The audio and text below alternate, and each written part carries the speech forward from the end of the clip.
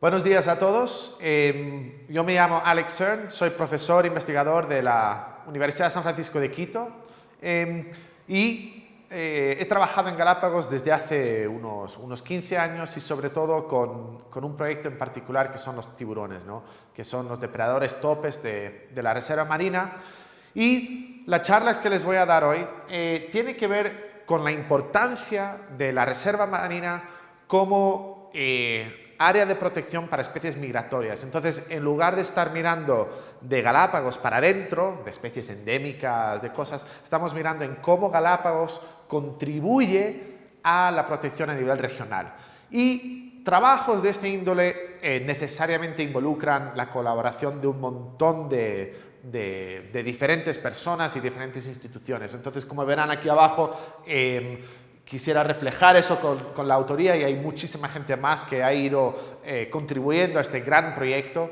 Y bueno, vamos a empezar entonces con un poco el temario y luego vamos a ir paso a paso descubriendo qué sabemos ahora sobre los tiburones y sobre el aporte que hace Galápagos hacia su conservación a lo largo de los últimos años. Empecemos por el principio.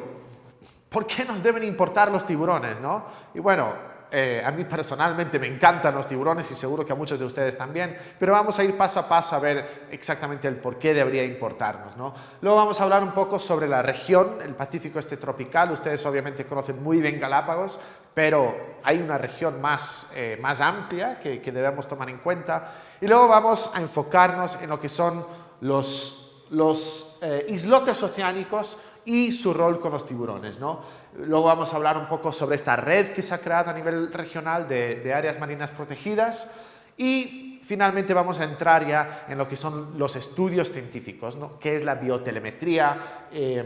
¿Qué son los puntos calientes? Lo que en inglés llamamos hotspots. Vamos a ver qué diferentes grupos pueden ser residentes de ciertos sitios, otros son transeúntes y qué mecanismos podrían provocar que un tiburón o un grupo de tiburones se muevan de un sitio para otro, tanto a nivel dentro de Galápagos como a nivel afuera, ¿no? Y luego vamos a hablar un poco sobre cuáles podrían ser sus mecanismos de navegación y finalmente sobre los esfuerzos de conservación que se están haciendo. Eso un poco va a ser el temario en esta siguiente charla. Bueno, entonces, ¿por qué nos deben importar los tiburones? Bueno, hay varias razones biológicas y ecológicas, ¿no? En primer lugar, en muchos sitios y para muchas especies de tiburón son los depredadores topes. ¿Qué quiere decir de un sistema marino? ¿Qué quiere decir esto? Quiere decir que al alimentarse de especies menores está impulsando procesos de selección natural, ¿cierto? Eso quiere decir que de esos grupos menores solamente los más sanos, los más rápidos, lo que en evolución llamamos the fittest, ¿no? Van a sobrevivir. Entonces, para un ecosistema marino saludable necesitamos tener esos depredadores topes.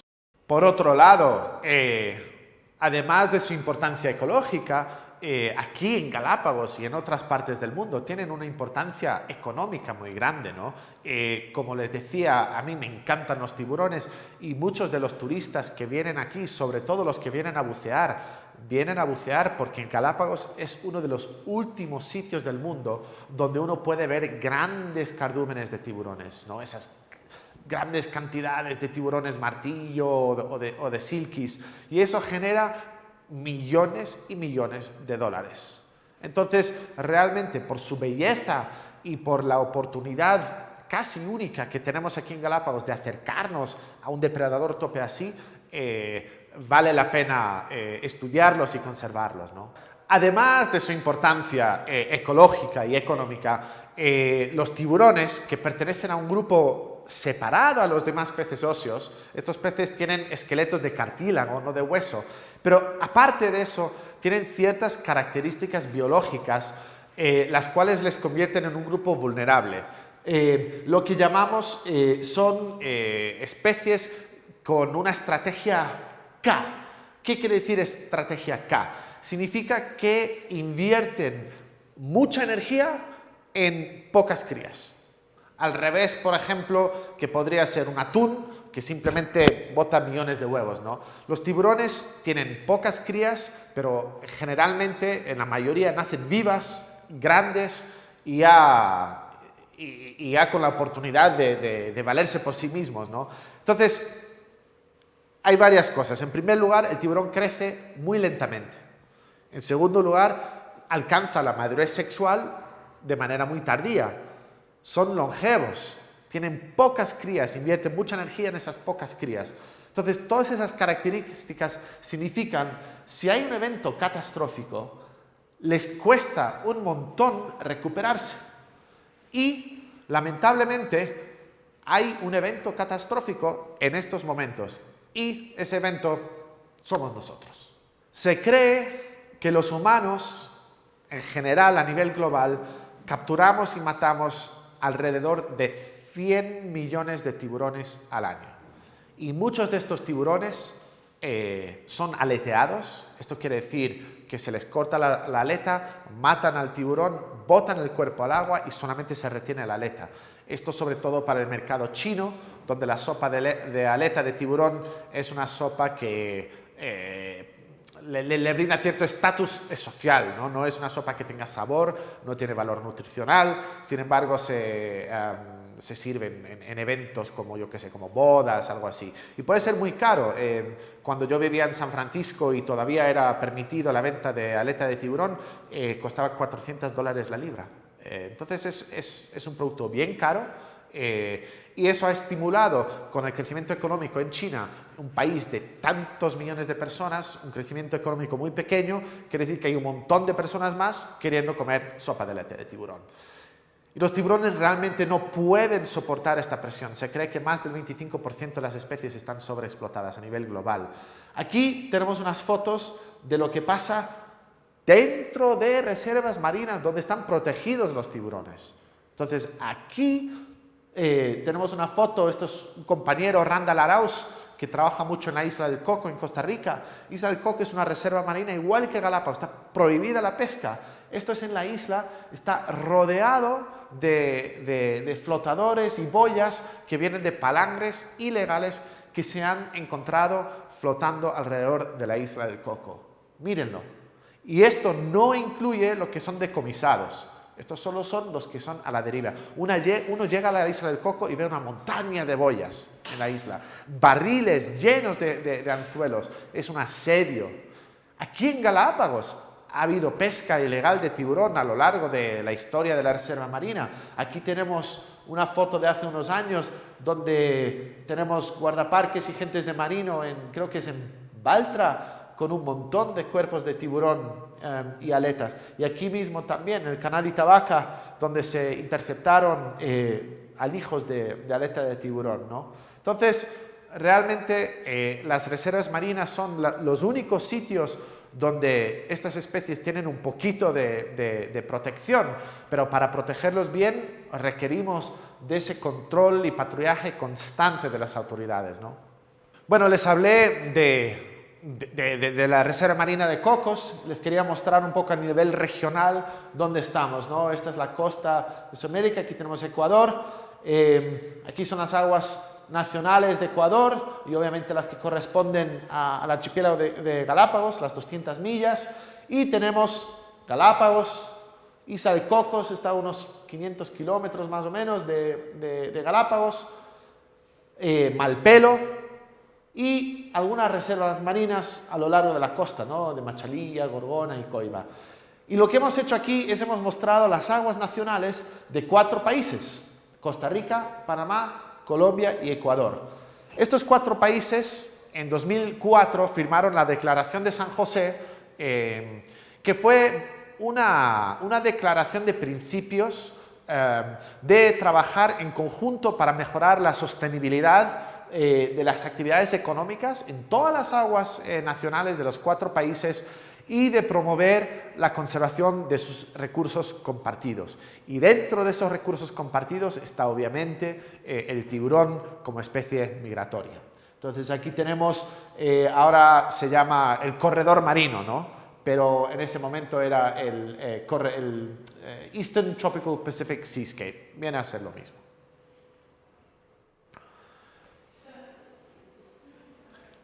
Dentro del corredor marino y dentro de Galápagos mismos tenemos una serie de islotes oceánicos y bajos también, que el bajo básicamente es un islote que no llega a la superficie.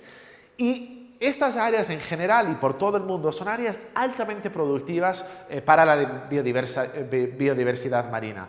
Y hay varias hipótesis que explican el porqué de eso. Y les voy a presentar solamente tres.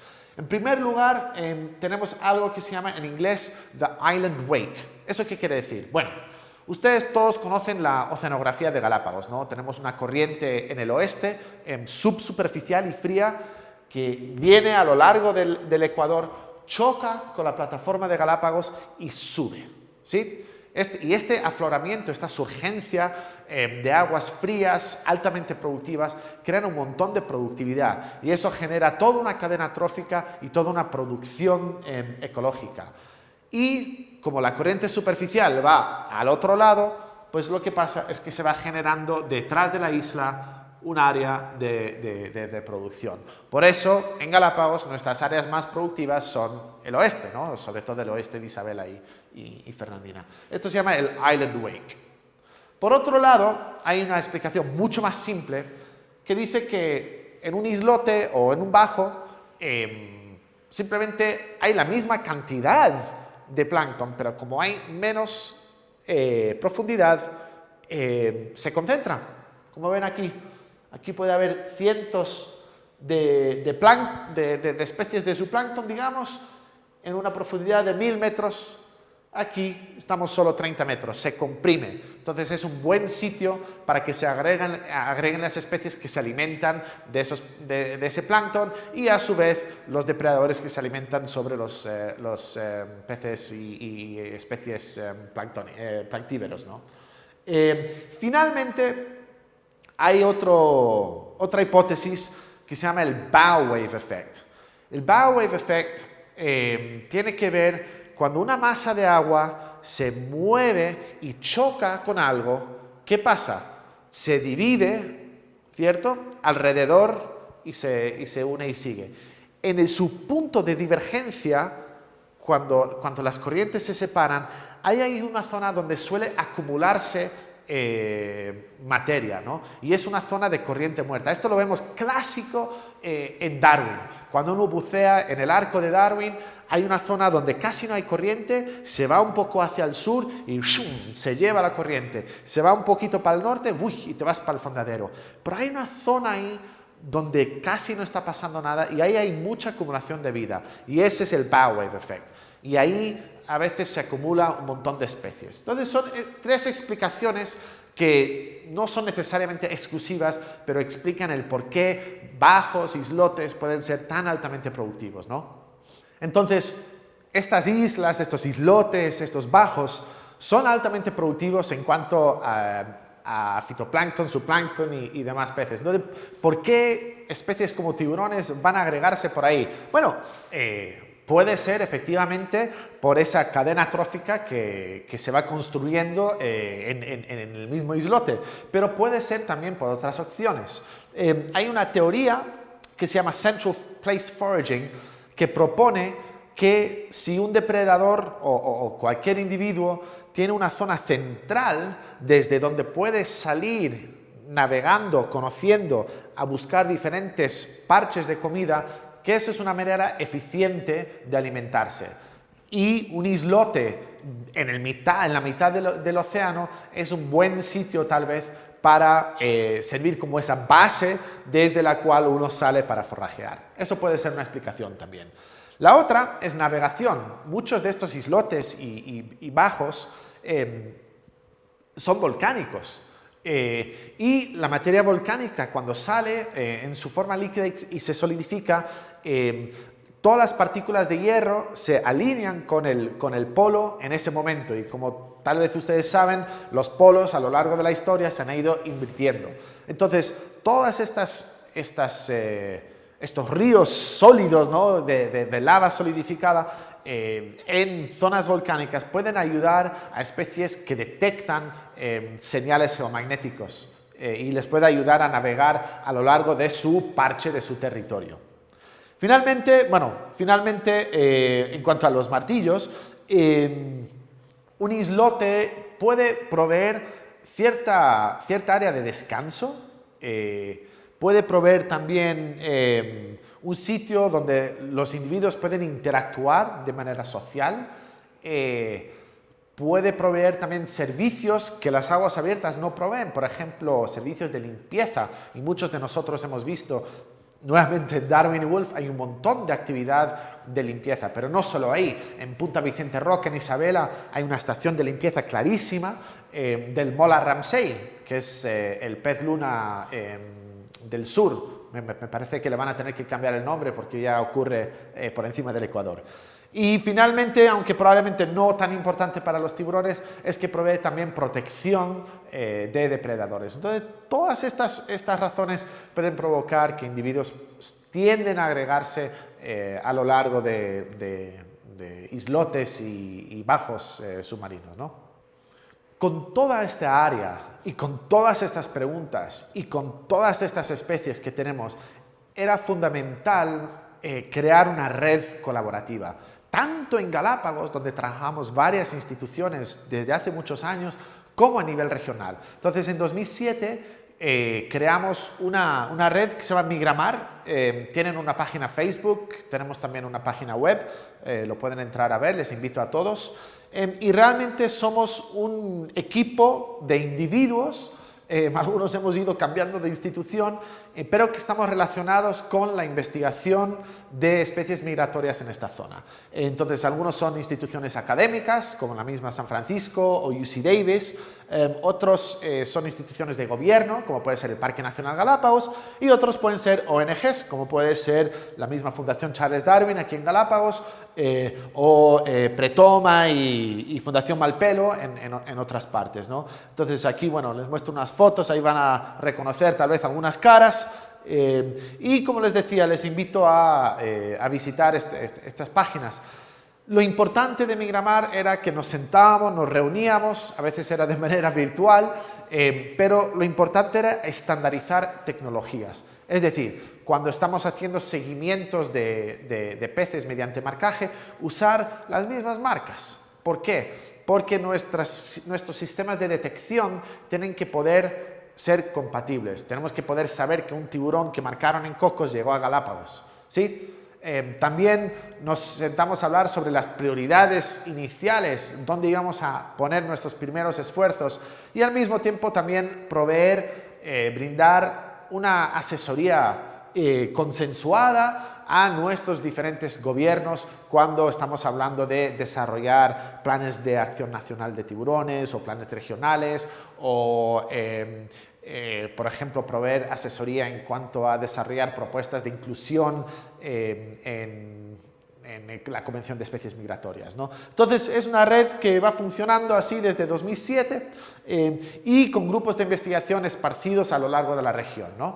Y la red Migramar está enfocada realmente en muchas especies, algunos son de interés solamente local, y otros tienen un interés más general. Obviamente el tiburón martillo fue lo que impulsó toda esta red y todos estos estudios y en todas partes estamos estudiando esta especie.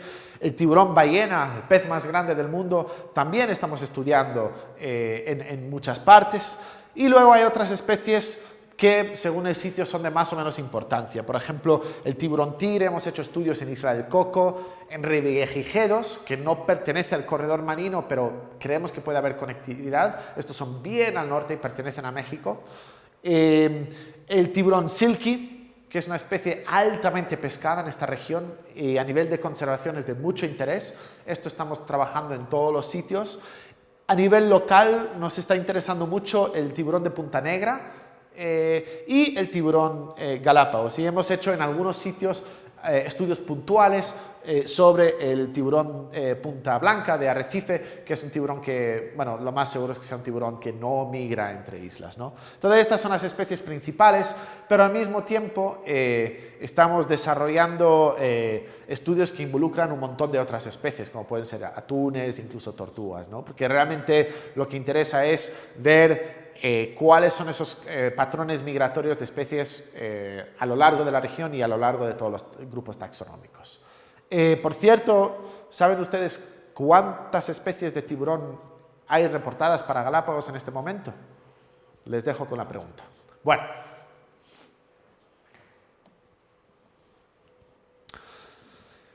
de todas las especies que estamos mirando, tenemos una serie de preguntas científicas, ¿no? Y la primera pregunta realmente, pensando que cuando nosotros empezamos estos estudios, no había habido ningún estudio científico en toda la región sobre tiburones. Entonces, la única información que existía era observaciones personales, mucha información de los guías, pero nada sistematizado, ¿no? Entonces, el primer punto era determinar dónde están, cuáles son sus hotspots, sus puntos calientes, si es que existen, o están esparcidos por el océano. En segundo punto, si es que encontramos estos hotspots, que obviamente ya hablando con los guías mismos y con nuestra propia experiencia teníamos una idea de cuáles podrían ser, ¿por qué están ahí? ¿Qué beneficio existe en estar en el punto A y no en el punto B?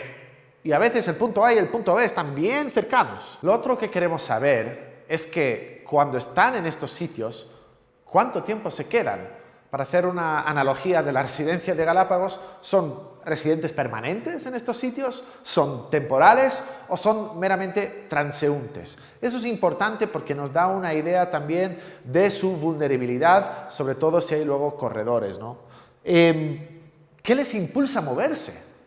Si hay un punto caliente aquí, un punto caliente allá, ¿por qué se van a mover los X kilómetros? Algo tiene que haber, algún beneficio tiene que haber en ese gasto energético, ¿no? ¿Y cómo llegan? ¿Cómo es su mecanismo de navegación? Son preguntas que parecen simples, la respuesta a veces no es tan simple. Luego de conocer más su ecología espacial, una cosa que como reserva marina nos interesa un montón es entender su dinámica poblacional. Los números de tiburones, la abundancia de tiburones dentro de Galápagos, dentro de Cocos, dentro de Malpelo, ¿están aumentando? ¿Sirve la protección? Tenemos muchas percepciones de muchos sitios y es difícil hacer estudios poblacionales de especies cuando no hay pesca, porque lo clásico en biología poblacional, sobre todo de especies así, es usar datos pesqueros. Bueno, aquí no deberíamos tener datos pesqueros, entonces hay que buscar mecanismos alternativos para buscar los datos, ¿no? Y finalmente, con toda esta información, ¿cómo sería una estructura regional idónea para su protección? Pues todas estas cosas son trabajos de muchos años, de mucha gente y de muchas instituciones, como les decía, ¿no?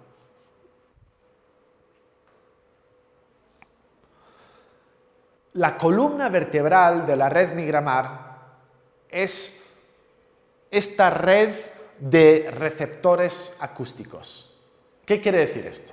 Bueno, un receptor acústico realmente no es acústico, es ultrasónico, porque detecta ciertas señales que emiten unas marcas electrónicas a 69 kHz, que ya está en el rango ultrasónico, ¿no?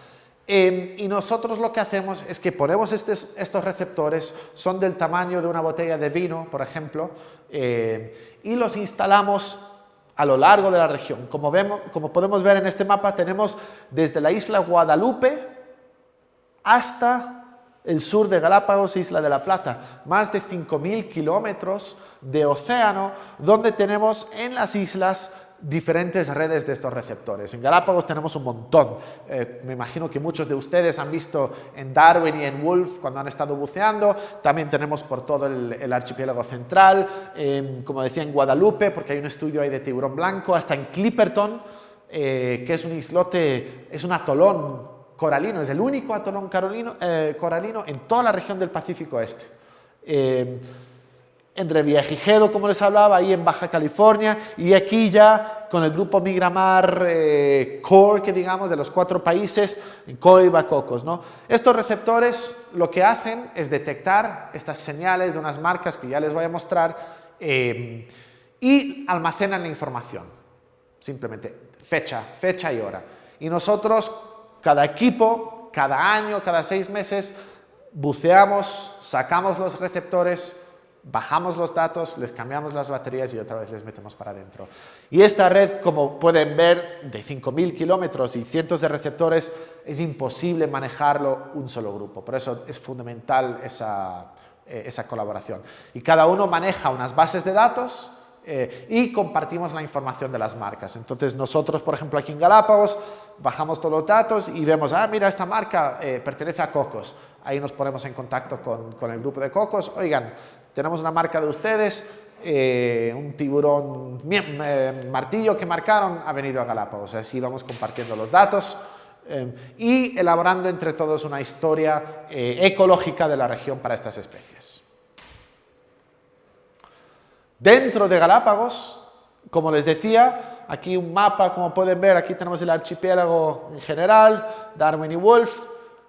Aquí pueden ver un poco cómo está la distribución de los receptores y aquí un poco pueden ver cómo están en Darwin. Tenemos 2 en el arco, tenemos ya un par más y en Wolf también alrededor de toda la isla. Esto quiere decir para Wolf y para Darwin, tenemos ya un poco más ahí, nos da una idea de los movimientos a fina escala alrededor de toda la isla, lo cual es muy útil porque en otros sitios, por ejemplo, en San Cristóbal, que tenemos uno por el León Dormido, cuando no detectamos, pongamos que detectamos una tortuga o un atún en el León Dormido por varios días y luego lo dejamos de detectar, nosotros no sabemos si se fue acá a Punta Pit, al otro lado de San Cristóbal o incluso a Española.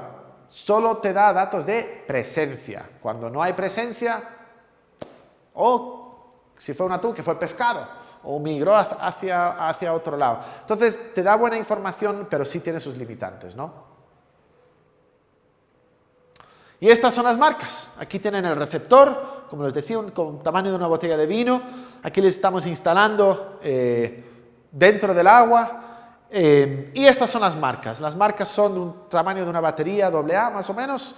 Emiten esa señal cada minuto y tienen una vida de hasta 10 años. Hay unas marcas más pequeñas que sirven para meter, nosotros incluso les metemos en pececitos, en juveniles de salmones, allá en San Francisco, de este porte. Son marcas bien chiquitas. Cuanto más grande la marca, más rango va a tener y más duración va a tener. Aquí en Galápagos y en la región, como estamos trabajando con megafauna, intentamos trabajar con las V16, quiere decir que tiene un diámetro de 16 milímetros, y tienen una duración de 10 años, y tienen un rango de detección de aproximadamente 200 metros. Entonces, si cualquier animal con una de esas marcas encima pasa en un rango de 200 metros de un receptor, va a ser detectado. ¿Sí? ¿Y cómo ponemos esas marcas? Bueno, al principio, mediante apnea. Los tiburones martillos, como muchos de ustedes saben, son bastante cautelosos en cuanto a sus interacciones con los buzos, no les gustan las burbujas. Entonces lo que nosotros hacíamos era quitarnos todo el equipo de buceo, solamente con tubo y máscara, estar en la superficie. Cuando veíamos la escuela de martillos, bajábamos y con la vara hawaiana les disparábamos. Aquí hay un dardo, como pueden ver, y les disparas en la base de la aleta dorsal. Al tiburón no le gusta, se mueve un poco, y al rato ya regresa con la escuela. Y según las observaciones que tenemos, se sigue comportando de manera natural, aparte de ese primer golpe. Es un contacto mínimo, me imagino que debe ser como cuando te pones el arete, ¿no? Y así trabajamos un buen tiempo, trabajamos varios años con muy buenos datos. Y les quiero mostrar ahora un video de cómo es eso en el agua mismo, no más que yo explicarlo. Entonces vamos a ver este video. Some of the sharkmen speed ahead to start working. If you want to, Brett, for a half an hour or something, we could jump in here. Hopefully Todd will get something going. You can troll around us and you can bring Whitey in to change our tags when we look like we've deployed one. Until the mothership catches up, they'll tag the old-fashioned way. So we're set up here, and I'm just setting up tags here so we can get them ready to get in there and jab a few. we're just going to tag sharks that we see. Priority is hammerheads, but at this point we'll just tag anything because this is an important site for sharks. We're running out of time, man. We're running out of time. We got to get back. We got to get off the ship. We've got to get these tags out.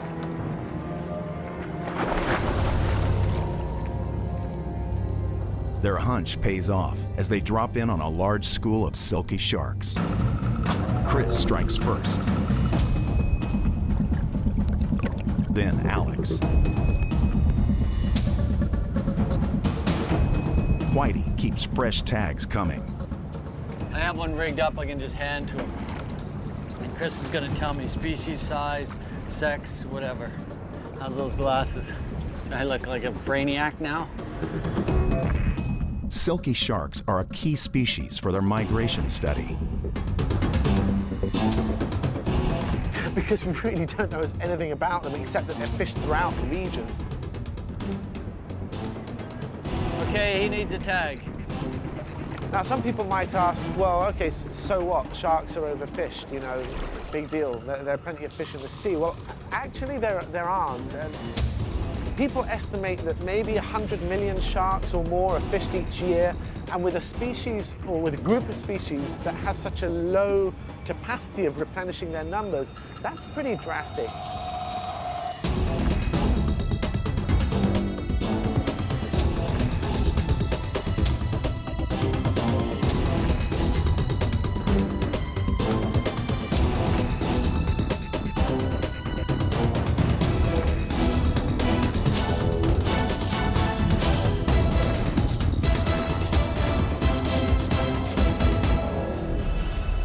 It's an amazing tally of 15 female silkies tagged. Great. Oh, that's great. That's brilliant. Our peaks are going to be so happy as well. Whew. Good fun. Good action. You can't help but feel a thrill when you tag a shark. You can't help it. No fun. Just accept it. I thought science wasn't allowed to be fun. You're not allowed to have fun. Como vieron, el marcaje externo es una acción bastante intensa y, por qué no decirlo, también es divertida. Lo que pasa es que, y esto, bueno, ese video que les mostramos fue en Roca Partida, que es en Revillagigedos, con silkies, pero es parecido en Galápagos, en Cocos. Pero claro, tienes que tener acceso a los tiburones cerca de la superficie, sobre todo si uno no es tan buen apneísta como yo. Y por otro lado, también las marcas, lo que hemos visto es que se caen, porque a veces el tiburón en el último momento se movió, uno no tenía bien el ángulo. Entonces, realmente hay un límite de lo que se puede hacer con estas marcas externas. Entonces, más allá de eso, sobre todo cuando estamos hablando de movimientos a largo plazo, migratorios o interanuales, nos interesa que esa marca, que recuerden que tiene una vida de 10 años, es una pena que si se cae en un mes, ¿no? Entonces lo que intentamos hacer también es marcaje interno. Esto que requiere más esfuerzo porque para eso hay que capturar al tiburón. Pero si uno captura al tiburón, tiene la oportunidad de tenerlo bajo control y de hacer un montón más cosas, ¿no? Aquí, por ejemplo, tenemos un tigre de unos 4 metros que capturamos en Isla del Coco, creo que fue, y lo que hacemos es una cirugía. Aquí pueden ver, hacemos un corte en el abdomen y le metemos la marca en la cavidad peritoneal y luego le cosemos con 2 suturas y para la agua. Aquí obviamente es importante tener al tiburón bien oxigenizado, aquí no se ve, pero le tapamos la cabeza con una toalla mojada para un poco tranquilizarle, le movemos, le damos la vuelta porque los tiburones cuando se les voltea, entran en un estado de relajación, un estado tónico, les bombeamos agua salada por las branquias. Hay una persona cuyo trabajo aquí es solamente monitorear las branquias y tenemos a alguien en la cola también y siempre alguien asistiendo al cirujano. Este proceso depende. Aquí en Galápagos generalmente somos bastante rápidos. El tiburón está fuera del agua en menos de 4 minutos. En ciertos estudios podemos demorarnos hasta 12-13 minutos si es que vamos a tomar más muestras. En este estudio aquí estamos muy interesados de ver el nivel de estrés que provocan ciertas intervenciones al tiburón. Entonces le estamos sacando sangre y mirando el estrés. Y es interesante porque a veces me preguntan ¿qué tan estresante es eso para el tiburón? Bueno, obviamente es estresante. Tomamos todas las precauciones porque esto es un estudio de ecología, el tiburón tiene que estar vivo. Y lo que hemos visto de estos estudios es el momento del estrés, no es tanto la intervención a bordo, es durante la pelea cuando el tiburón está en la línea. Ahí es cuando el tiburón se estresa más. Y eso lo vimos viendo un poco los niveles de ciertas hormonas en la sangre tomados en el momento antes de subirlo a bordo, después de la pelea y después de realizar las intervenciones. Y realmente, y comparado con una línea base. Y realmente eso nos hizo cambiar nuestra estrategia, porque al principio de este estudio, allá en el 2006, cuando capturábamos a un tiburón, pensábamos que era importante cansarlo antes de tenerlo a bordo. Y realmente hemos visto que no. Lo importante en el momento de que pica el anzuelo hay que trabajar lo más rápido posible, que no tiene que estar cansado el tiburón, se le puede inmovilizar sin ningún problema y lo importante es minimizar ese tiempo de pelea en la línea, ¿no? Entonces, bueno, esto es un tiburón tigre. También hemos hecho esto con martillos. Aquí tenemos una camilla que diseñamos nosotros mismos. Sobre todo ayudó aquí la tripulación de Sierra Negra, de Guadalupe River. Algunos pescadores locales aquí de Galápagos ayudaron en este diseño. Se ha ido perfeccionando a lo largo del tiempo. Pero cuando se le captura al tiburón, se le mete en una camilla. La camilla se sube a bordo. Se mete aquí la bomba, como pueden ver, luego se le van a cubrir los ojos y todo. Y al final, de hecho, este tiburón ya está con una marca satelital, uno puede ver aquí, estamos a punto de devolverlo al agua. Y como ven, aquí ya le hemos destapado los ojos, ya no hay gente alrededor. Lo último que falta es sacarle el cabo que le controla la cola. Y lo último es el tubo. Le estamos bombeando agua hasta que ya sale nadando y se va. Obviamente es un proceso de estrés, entonces el comportamiento el primer día, 2 días, es un comportamiento que va a ser tal vez distinto a lo que hubiera sido comportamiento natural. Pero luego nosotros hemos podido monitorear estos individuos en todas partes y vemos un comportamiento muy similar, muy consistente con nuestras observaciones de tiburones que no hemos marcado y con nuestras observaciones de tiburones marcados solamente con marquilla, ¿no? Ahora lo que les quiero hacer es mostrar un video cortito de un poco cómo manipulamos un tiburón silky nuevamente en Darwin, donde le hicimos varias intervenciones en muy poco tiempo.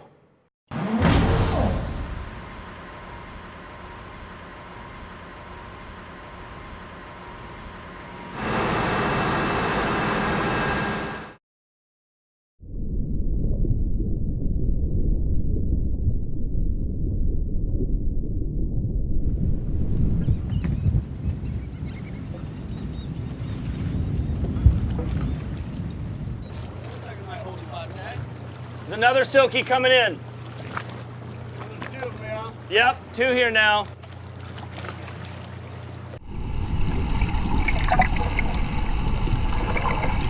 The one coming at you hot right now. Yeah, he ate it. 14:23 on my watch. This is one of several that have been circling around the back of the boat since we've arrived. You can go that hard the opposite way, Snow. Shark's coming in, guys. Start surgery. When you get an opportunity like this and you have the end of a study literally in the water right below you, it's like low-hanging fruit. We have to take advantage of that. She's coming in the water now. Oh, yeah. Oh, right. Brilliant. Wow. Well, you could call that one good, huh? In the 12 minutes that this silky shark, our 7th, was out of the water, we were able to put on a spot tag, get a blood sample right when she came up as well as right before release. We put an acoustic tag, took a muscle plug, a fin clip, got some measurements of her body morphometrics, and released her. She looked really good, really strong. It's awesome. Caterpillar, who's funded all this work, names this shark Beatrice, named after Beatriz Parra Durango, Ecuador's foremost classic soprano. Y bueno, antes de empezar con los resultados, merece un punto y aparte el tiburón ballena, ¿no? Es el pez más grande del mundo, puede medir hasta, creo que 18-20 metros, dicen. Aquí en Galápagos es un lugar único del mundo porque los que vemos en Galápagos son en casi en su totalidad hembras grandes y con mucha pinta de estar muy preñadas, ¿no? Hay varias agregaciones de tiburón ballena en el mundo, unos 12, 13. Las más famosas pueden ser, por ejemplo, Isla Mujeres en México, en las Seychelles, en Mozambique, en Ningaloo en Australia y ¿dónde más? En Utila, Belice y en Baja California. Y todos estos sitios los tiburones ballenas se agregan para alimentarse, están siempre comiendo con la boca abierta y son en su mayoría machos inmaduros. Es decir, pequeños, porque miden como de 4 a 6 metros. Aquí hemos visto, aquí, en los años que llevo yo en Galápagos, hasta hace poco había visto un macho y este año he visto 2 más.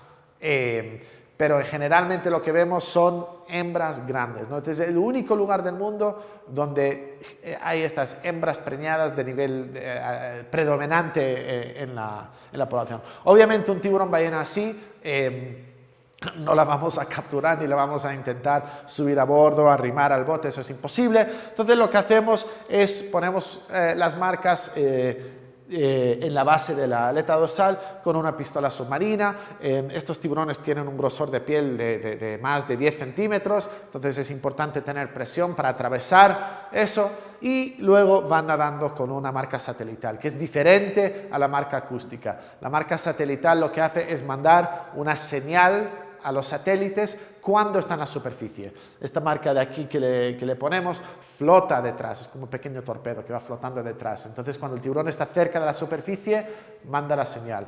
En el video anterior, cuando vieron el Silky, eso era una marca satelital. La tecnología era la misma, pero en lugar de ser flotante, lo poníamos en la aleta. Y cuando la aleta está en la superficie, pues manda la señal, ¿no? Entonces nosotros intentamos manejar esas dos tecnologías. La acústica, que nos da presencia donde hay monitores, y la satelital, que nos da una posición cuando está en la superficie. Podemos empatar las dos y ver dónde están sus sitios de residencia y cómo son sus patrones de movimiento entre ellas. Bueno, vayámonos a Wolf. Esto es una imagen de Wolf vista desde el norte. Aquí tienen el elefante, el fondadero, y aquí al otro lado, este punto de aquí, donde ven ese pequeño punto que parece una embarcación, ahí es lo que nosotros llamamos Shark Bay o Shark Point, y ahí es lo que nosotros hemos visto, es el punto caliente para tiburones, y no solo para tiburones, ya van a ver.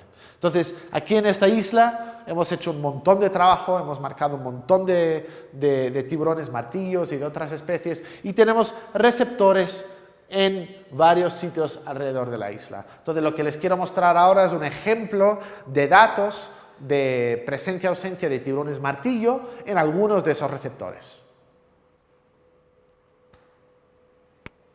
Bueno, aquí tenemos nuevamente Wolf, ahora viéndolo desde el sur.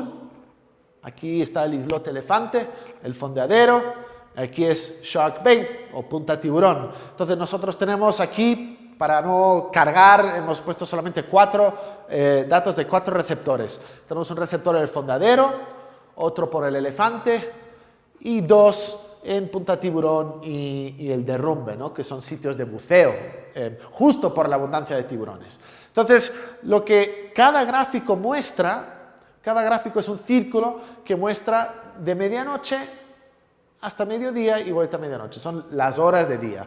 En azul tenemos la parte que es nocturna, en amarillo la parte que es diaria. Cada aro en este círculo representa un tiburón. Entonces, para empezar, podemos ver, este de aquí tiene muchos más aros que este de acá, ¿no? En el fondeadero tenemos 1, 2, 3, 4, 5, 6, 7. 7, eso quiere decir hay 7 tiburones que han utilizado la zona del fondeadero. Aquí en punta tiburón hay, no sé, 40 o 50. Entonces, de entrada uno ve la densidad de los aros, nos da una idea de cuántos tiburones usan cada sitio. Más allá de eso, hay puntos. Los puntos indican la hora del día que los tiburones estuvieron ahí. Entonces, podemos ver aquí que el tiburón 5 estuvo en el fondeadero solamente 2 veces, entre la 1 y las 2 de la tarde y nada más. Igual el tiburón 3 estuvo solamente a las 5 de la tarde, nunca más. El tiburón 6 solo a las 3 de la tarde. En cambio aquí, el tiburón 36 llega a la mañana, está todo el día, a las 7 de la tarde desaparece y más o menos ese es su patrón diario, ¿no? Entonces podemos ver primero el uso día-noche de cada sitio. Aquí casi no se usa de noche, aquí hay más uso de noche. La diferencia día y noche, para todos hay muchas más detecciones de día que de noche, incluso en este hay algunas detecciones de noche, pero la mayoría están concentradas en el día. Y finalmente, la residencia. Cuando están aquí, están todo el día. Cuando están acá o acá, están pasando nomás. Esto nos da una idea de eso. Si nosotros no supiéramos ya, como todos ustedes, que este es el sitio de tiburones, estos datos nos corroboran eso. Definitivamente queremos ver tiburones, aquí es lo que hay que ir. Para tiburón martillo, ¿qué pasa con el resto de especies? Bueno, lo que hemos intentado hacer es, cada vez que vamos a cambiar los monitores, cada vez que estamos buceando ahí, hacemos censos de las especies pelágicas que hay en el agua. Porque nos interesa saber, bueno, el martillo podría ser usado como especie paraguas, se mueve o sus comportamientos son parecidas a otras especies. Entonces tomábamos datos de abundancia y presencia de varias otras especies, ¿no? Y aquí simplemente les quiero mostrar en 6 sitios alrededor de Wolf la densidad relativa de 7 especies, incluyendo obviamente al martillo, que es el 1. Y como pueden ver, el martillo 1 quiere decir máximo, 0 mínimo, ¿no? El máximo es shock point y el derrumbe, ¿no? Esto ya lo sabíamos del gráfico anterior. Pero ¿qué pasa con las otras especies? Bueno, fíjense, en el fondadero casi no hay nada. En elefante solamente un poco de pámpanos de acero, pero el resto tampoco hay mucho. Donde hay un montón, nuevamente, es en esta zona de aquí.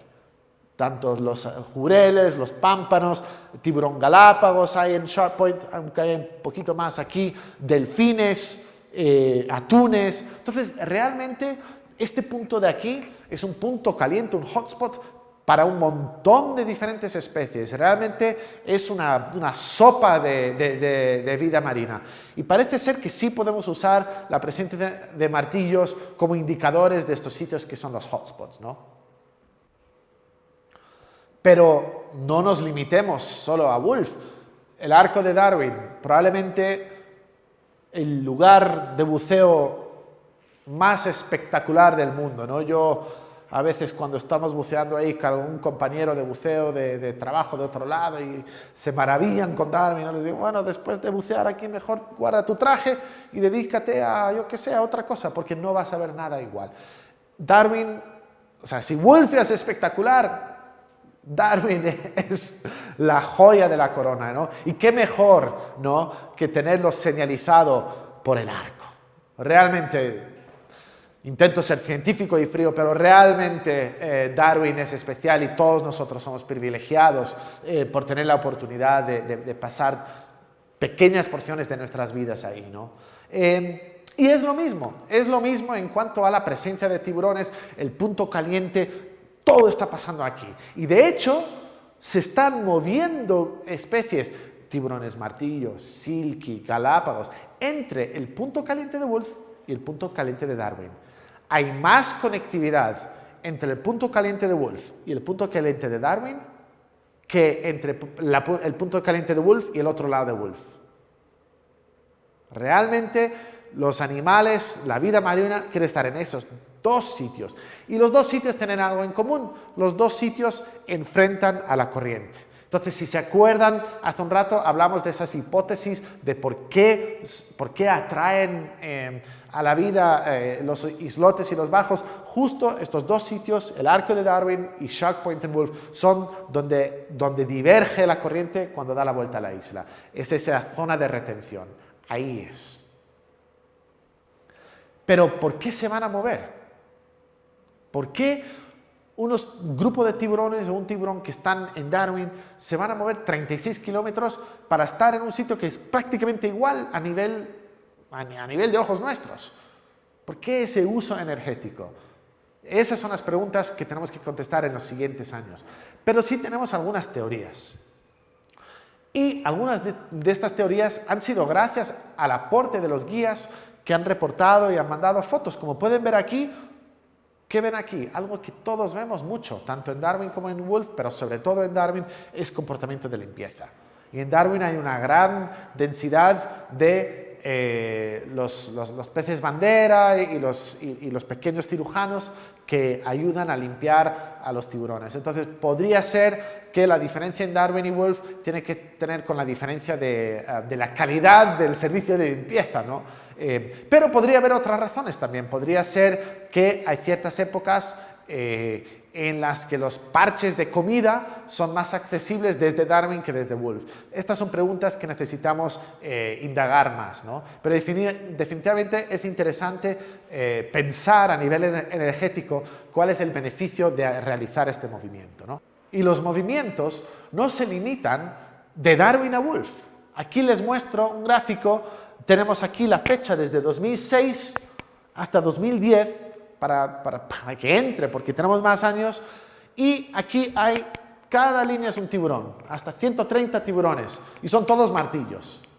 Y lo que hemos hecho en cada día que es detectado en una de estas islas tiene un punto. Entonces podemos ver, por ejemplo, en nuestro primer estudio, la mayoría de los primeros puntos son de Wolf.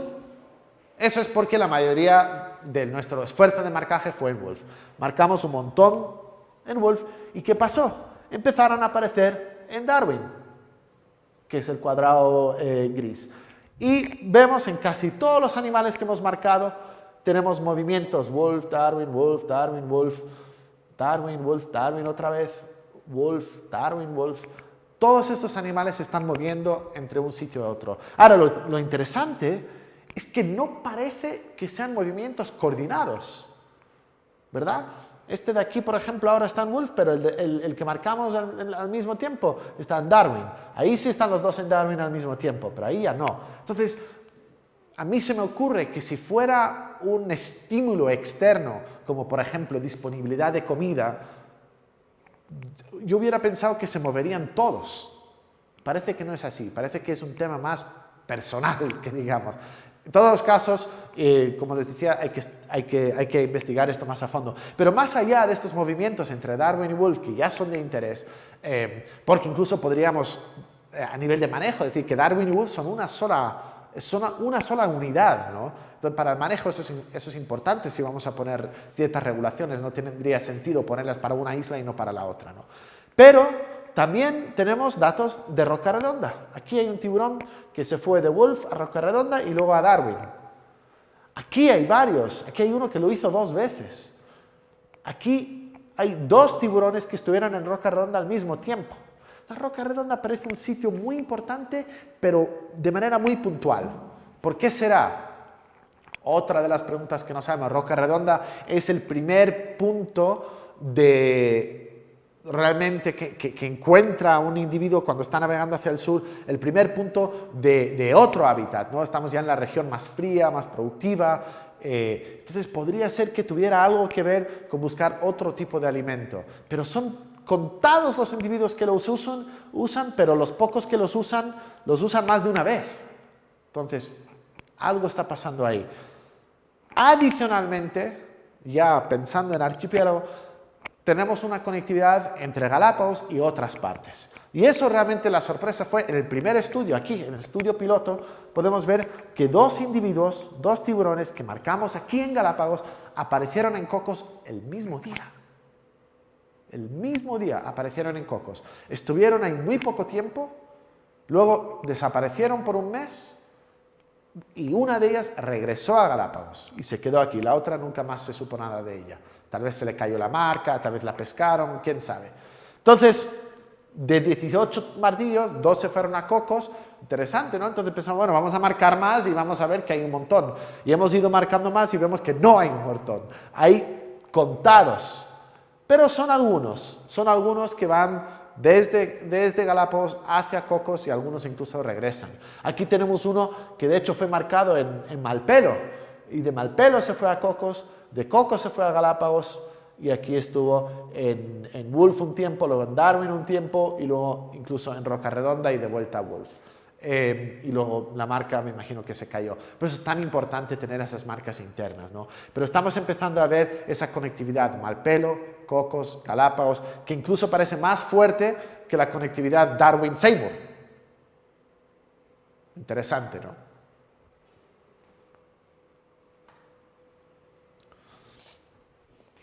A nivel muy fina escala, lo que podemos hacer es poner esas marcas ultrasónicas a un tiburón y en lugar de tener que depender de los monitores, podemos tener un receptor en una embarcación con un hidrófono direccional.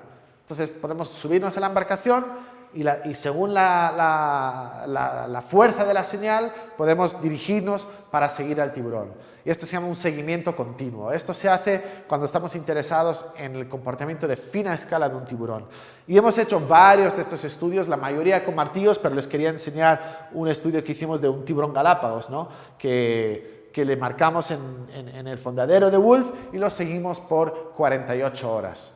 Y en este gráfico tenemos el mapa y básicamente el tamaño del círculo tiene que ver con la cantidad del tiempo que estuvo en ese sitio. Entonces, cuando hay círculos chiquitos, estamos hablando de un desplazamiento rápido. Cuando hay círculos grandes, estamos hablando de que por ahí se queda. Y vemos dos cosas claras, ¿no? Aquí hay una zona con un montón de círculos y son muy grandes, donde se quedó toda una noche, lo sé porque aquí yo me mareé bastante, y hay otro sitio que se quedó, de hecho fue la siguiente noche, se quedó toda la noche dentro del cráter. Entonces ahí podemos ver un poco la preferencia de hábitat de ciertos individuos. Entonces ahora les quiero mostrar para martillos, algo muy parecido. Un seguimiento continuo, 48 horas seguidas, varios individuos. Fue un trabajo de James Ketchum por su PhD. Esto es un poquito diferente, recuerden los círculos en los Galápagos. Aquí básicamente son contornos, entonces la parte roja muestra alto uso y esta es la zona general de uso y luego fuera pues son las cosas que no usan. Lo que podemos ver es que ninguno de los 4 martillos usó para nada el lado protegido de la isla. El tiburón Galápagos dio la vuelta entera a la isla, este no, estos se quedan por el lado expuesto, donde pega la corriente. Y 3 de ellos, generalmente, por Shark Point. Este un poquito más arriba, por el pináculo, ¿no? Lo otro es que el tiburón Galápagos nunca se alejó más de 200 metros de la costa, bien pegado. Estos se pegaron unos movimientos, siempre de noche, bien afuera. Aquí estos unos 5 kilómetros, aquí unos 8 kilómetros y aquí sí se pegó una vuelta de varias 20, 30 kilómetros, ¿no? Y en general, menos este que se quedó todo el tiempo, estos movimientos son de noche y son consistentes con lo que sabemos de los tiburones martillos que se alimentan de calamares y de aguas abiertas, que suben de noche, ¿no? Entonces es consistente con lo que vemos. Salen a forrajear, regresan a la isla. Entonces no se están alimentando en Wolf, sino más bien afuera, ¿no? Aunque puede ser que usen Wolf como navegación, como habíamos dicho. Y esto es parecido a lo que se había descubierto hace unos años en Espíritu Santo, que es un islote en México, donde los martillos salían de la isla y salían en línea recta más de 20 kilómetros y regresaban por la misma línea para llegar al amanecer. Y eso es increíble, pensar en cómo un tiburón puede hacer eso. Salir, línea recta, regresar por la misma línea recta. ¿Cómo está orientándose? Y nuestro colaborador Pete Klimley, aquí mucho más joven de lo que es ahora, que hizo este estudio, pensó que tal vez era geomagnetismo. Entonces hizo un mapa de la señal geomagnética del fondo marino y encontró que estos movimientos que vemos sí parecían relacionarse con áreas de gradiente. Ni los altos ni los bajos, pero eran de alto gradiente. Y ahí es donde usaban para navegar. Entonces parece ser que sí pueden, con sus sensores, sí pueden detectar esos gradientes geomagnéticos y usarlos para navegar. Les quería mostrar también en general cómo vamos con el tema del marcaje satelital.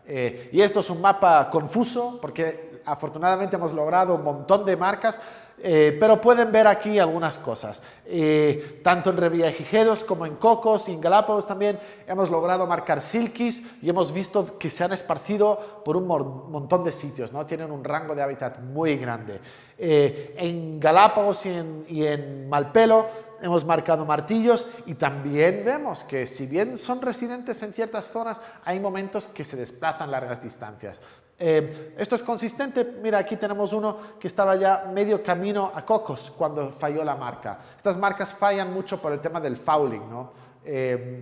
No son perfectas.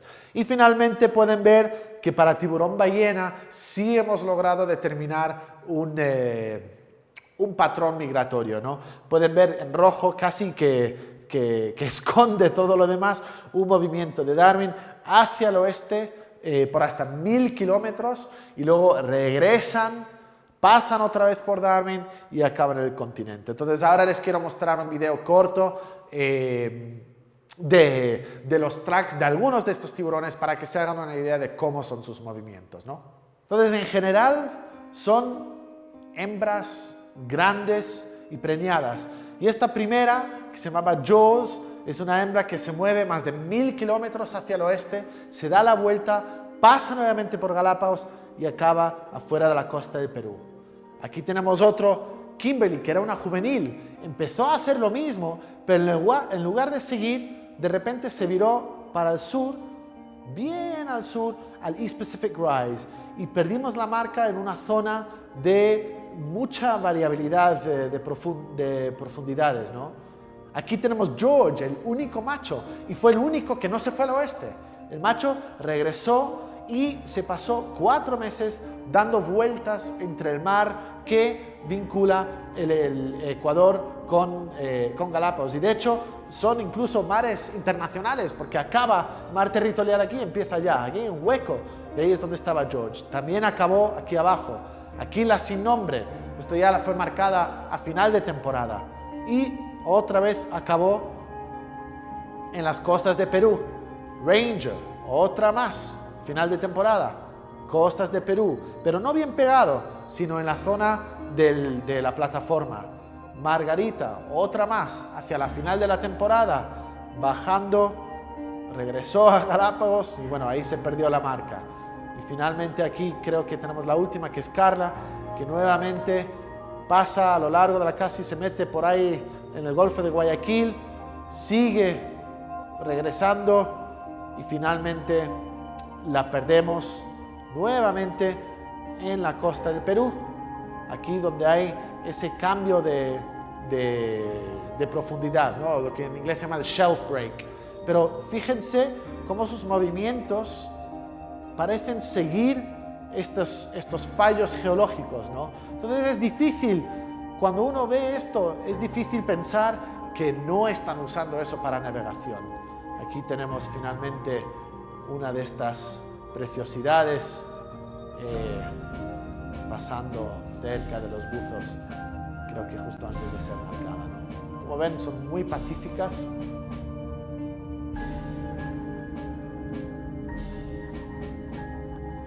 Y al mismo tiempo muy grande, ¿no? Entonces tienen una idea ahí de los diferentes movimientos, pero esa relación entre lo que es Galápagos y el shelf break de la costa de Perú y Ecuador. Bueno, vamos a seguir.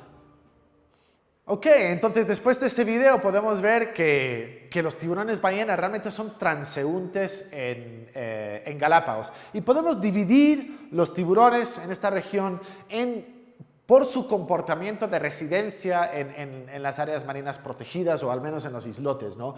Tenemos el grupo insular pelágico, que son los martillos, Galápagos, los silkies, que sí tienen cierta asociación con las islas, pero luego se pegan sus migraciones.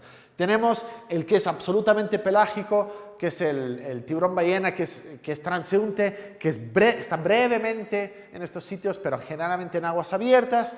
Tenemos los que son más asociados a las zonas insulares, el Punta Negra, el White Tip y probablemente el Punta Plateada, que aquí en Galápagos no lo hemos estudiado, pero en Cocos y en Revillagigedos sí, que se asocian más a la isla. El tiburón tigre, todavía estamos recopilando datos, parece que llegan a un sitio, lo convierten en su hogar y potencialmente hacen una migración tremenda, posiblemente por razones reproductivas, pero regresan a lo que es su hogar, ¿no? Esto es de momento esto es un tema de estudio de un estudiante de PhD y vamos a tener más información en el futuro. Es eso en cuanto a las marcas satelitales, pero también con las marcas acústicas o ultrasónicas, mejor dicho, vamos elaborando un mapa regional. Entonces podemos ver, ya hay un poquito de conexión detectado entre el norte de Galápagos y el resto del archipiélago. Entre el norte de Galápagos y Cocos la conectividad es más fuerte, sobre todo con martillos, pero también con silkies, con Galápagos, incluso con tortugas. Hay una conectividad más débil con Malpelo, pero existe. E incluso tenemos un silkie que marcamos en Galápagos que hizo una travesía de 3.000 kilómetros hacia aquel atolón coralino del que les conté al principio, Clipperton. Y no solo eso, sino que luego regresó a Galápagos. Eso, realmente la primera evidencia de conectividad a grandes distancias, ¿no? Ahora lo que nos falta es ver un poco qué está pasando con las islas y el continente. Y esto es súper importante para especies como martillos, que parece que el continente es donde están sus crías, ¿no? Y es también donde son más vulnerables a las pesquerías. Como mención aparte, quería mostrarles este slide de aquí que tiene que ver con los tiburones ballena. Aquí lo que hemos hecho es que hemos logrado colaborar con la industria pesquera. Ellos tienen observadores en los barcos atoneros que registran cada interacción con tiburón ballena. Entonces lo que hemos hecho es 4 paneles divididos entre las estaciones del año, de julio a septiembre, de octubre a diciembre, enero a marzo y abril a junio. Y cada punto es una interacción con un tiburón ballena en un periodo de varios años, no es de un año solo. Lo que hemos hecho es que le hemos sobrepuesto a eso nuestros tracks para cada mes. Entonces aquí podemos ver de julio a septiembre, generalmente los tiburones se están moviendo hacia el oeste, de octubre a diciembre están empezando a regresar al continente, de enero a marzo están por las costas de Perú y de abril a junio no tenemos datos, pero la industria pesquera sí. Y todo esto lo hemos sobrepuesto a su vez en datos de clorofila. Y lo que podemos ver es que, en primer lugar, nuestros datos de tracking y los datos de observadores pesqueros se complementan de una manera preciosa. Aquí podemos ver a lo largo del frente ecuatorial, entre julio y septiembre, que es cuando ese frente está bien fuerte, hay alta productividad y ahí es donde nuestros tiburones están yendo y además es donde los barcos pesqueros los están observando. Más tarde empieza a aumentar la productividad de las costas del sur de Ecuador y del norte del Perú, un poco con esa influencia de Humboldt, y los tiburones ballena empiezan a regresar hacia allá. Para enero y marzo están básicamente todos aglutinados acá, pero ojo, ¿qué está pasando aquí? También estamos empezando a ver interacciones con tiburones ballena en el suroeste de Galápagos. Muy interesante porque los primeros avistamientos de tiburón ballena aquí en los años 1920 fueron de esa zona y fueron en esa época. Entonces estamos muy interesados y estamos explorando esta zona de aquí para ver si podemos cerrar el loop migratorio. Al igual estamos trabajando también con colaboradores en Perú para terminar de cerrar este link. Y podemos ver aquí ya de abril a junio, ya hay muy pocos que quedan en las costas de Perú y Ecuador y están concentrados también por esta zona del suroeste de Galápagos, que incidentalmente es una zona de alta productividad. Entonces aquí es posible que haya otra agregación, pero ya de alimentación. Sería muy interesante cuando terminemos nuestros estudios allá de ver si es que son solamente las hembras grandes o si ahí también están representadas otras tallas.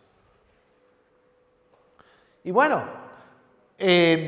todo eso nos hace pensar en un esquema de qué está pasando con el tiburón ballena en la región Pacífico Este tropical, y lo que nosotros aquí pensamos es que hay una población general que incluye machos, hembras de todas las tallas, bueno, al menos de 3-4 metros para arriba, que están en las zonas costeras. Sí parece que los animales más pequeños prefieren estar más pegados a la costa, los animales adultos un poco más afuera, ¿no?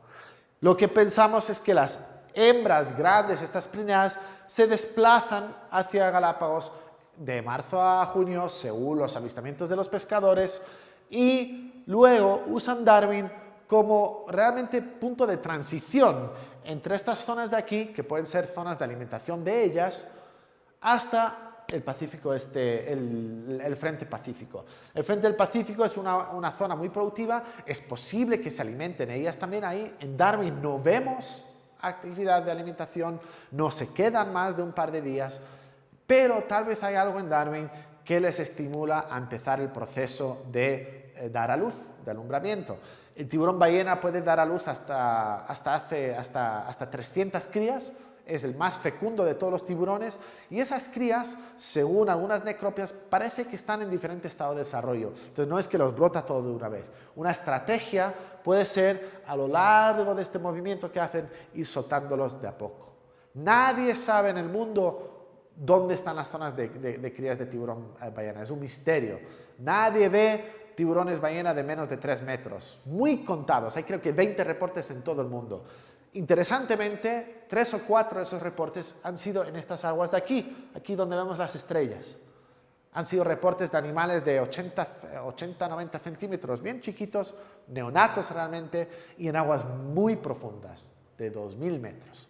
Entonces lo que creemos es que en este loop que hacen pueden estar soltando las crías. Tal vez son las crías las que se aprovechan de la productividad de este frente ecuatorial y luego regresan en la corriente subsuperficial. Simplemente parece que cuando son pequeños no nadan también, entonces usarían la corriente para volver a desplazarles hacia las aguas continentales donde ya llegan ya con 3-4 metros. Entonces ese es un poco el paradigma bajo el que estamos trabajando ahora.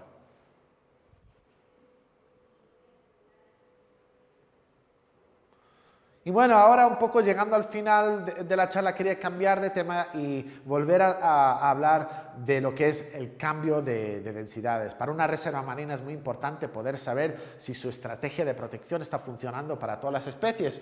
Y yo quería mostrarles esto porque lamentablemente en Galápagos no tenemos datos así. Estos datos pertenecen a Isla del Coco. En Isla del Coco hay una sola compañía turística que tiene 3 embarcaciones, las del Undersea Hunter, y ellos todos los guías tienen como mandato de su empresa registrar la abundancia de todo lo que ven en cada buceo, de las especies clave, ¿no? Son como 8 o 10 especies de tiburón. Y esto lo llevan haciendo 27 años. Imagínense que tuviéramos aquí en Galápagos esa base de datos. Lo que han podido hacer aquí es han podido mostrar dónde está funcionando y dónde todavía no está funcionando la reserva marina y por qué. Y en Cocos pueden ver que el tiburón tigre, que estuvo ausente hasta hace bien poco, está disparándose en abundancia. El tiburón tigre es el depredador tope prácticamente. Bueno, está la orca, ¿no? Pero cuando en una reserva marina que no tiene tiburones tigres empiezan a entrar, eso es una muy buena señal de que algo va bien. Entonces, gracias a los trabajos de los guías de turismo de Isla del Coco, podemos saber que en Isla del Coco algo va bien, está volviendo el tigre. ¿Qué más está volviendo? ¿Cuál es?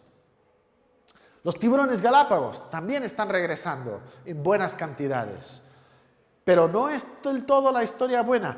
Tiburón ballena, más o menos no hay cambio. Bueno, pero eso es lógico. El tiburón ballena, también en Isla del Coco, es un transeúnte. Entonces, cerrar una cosa así para un animal que tiene un rango asá, no puedes esperar que haya un efecto realmente sobre la población. Pero para estas especies que son más residentes, sí. ¿Qué pasa con el martillo? Bueno, el martillo básicamente ha mostrado un ligero descenso. Bueno, aquí se ve ligero, pero cuando uno ya expande puede ver que es un descenso del 40%. Eso es más preocupante. ¿Por qué el tiburón martillo ha bajado a pesar de la protección en un 40%? Bueno, hay varias explicaciones. En primer lugar, tenemos que tomar en cuenta de que los tiburones son longevos. Entonces, el tiburón martillo no llega a la madurez sexual hasta los que más de 10, hasta creo que 15 años, y vive 35 años. Entonces, una reserva marina creada a finales de los 90 es de esperar que todavía no hayamos visto un cambio en esas poblaciones. De hecho, sería sorprendente que lo viéramos. Pero también es preocupante de que haya seguido bajando. ¿Y eso por qué? Bueno, estos tiburones están saliendo. La reserva marina de Cocos tiene 12 millas, la de Galápagos 40. ¿Qué pasa cuando los tiburones salen? Ahí ya puede pasar cualquier cosa. Y adicionalmente sabemos, sobre todo en Cocos, que hay pesca ilegal. Entonces, todas estas amenazas con el tiburón martillo siguen. Entonces, pero esta información es súper importante porque nos ayuda a refinar nuestras estrategias de manejo. Yo quisiera usar este momento para hacer un llamado a todos ustedes y a todos los que estamos involucrados en Galápagos para intentar tomar el ejemplo de Cocos y armar algo así, porque realmente es un tesoro lo que han logrado reunir esta gente de Isla del Coco.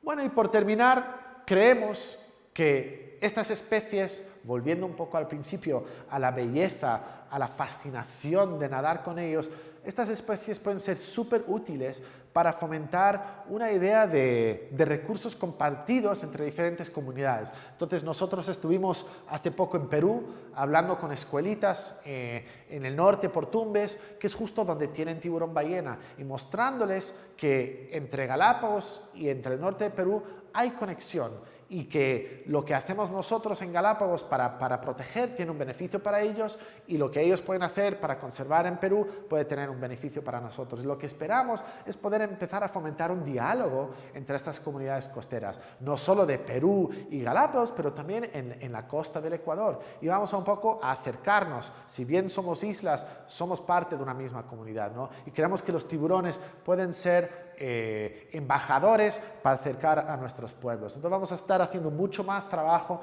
con comunidades, sobre todo escuelas, que son gente de hijos de pescadores. Por ejemplo, aquí nos contaban que a veces los pescadores le tienen miedo a la tintorera, aquí le llaman tintorera al tiburón ballena. Entonces, cuando se enredan en las redes, en lugar de intentar desenredarles, cortan las redes. Sale perdiendo el pescador porque perdió su red y sale perdiendo el tiburón ballena. Entonces, hay como trabajar con estas comunidades a intentar cambiar las prácticas y todos salen ganando.